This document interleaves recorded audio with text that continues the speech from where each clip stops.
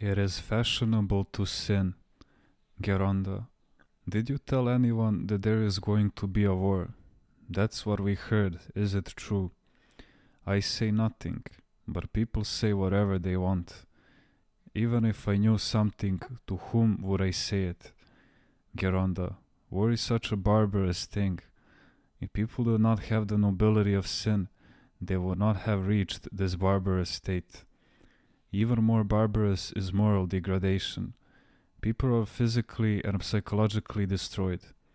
A man once told me, "Many call Athens a jungle, but no one is moving out. Everyone calls it a jungle and everyone goes to live there. Human beings have come down to the level of animals. You know what animals do when they enter the stable. They defecation and urinate.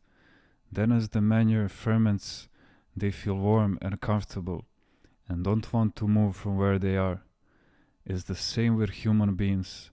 They feel the comfort of sin and don't have the heart to leave. They smell the stench, but they stay anyway. You see, if someone else were to come inside the stable, at first he will not be able to stand the stench, but those who are used to it are not bothered." Geronda, some people say, "There's nothing new about people sinning.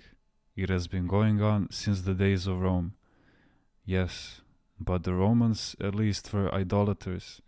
When the Apostle Paul wrote to the Romans, he was writing to baptize the idolaters who had gone back to their old ways.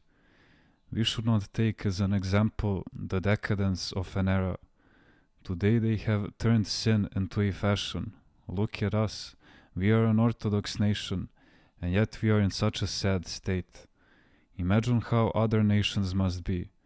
And the worst thing is that since sin has become so fashionable, when people see someone who has taken a different path, who avoids sin and is pious, they consider him old-fashioned and backward. For them, not to sin is an insult, while sin is considered progress. That is the worst thing of all. If those who lived in sin were to at least acknowledge their condition, God would have mercy on them. Instead, they justify the unjustifiable by glorifying sin. This is the greatest blasphemy against the Holy Spirit, to consider sin progress and morality backwardness. For this reason, those who struggle in the world to maintain a pure life will be greatly rewarded and prized.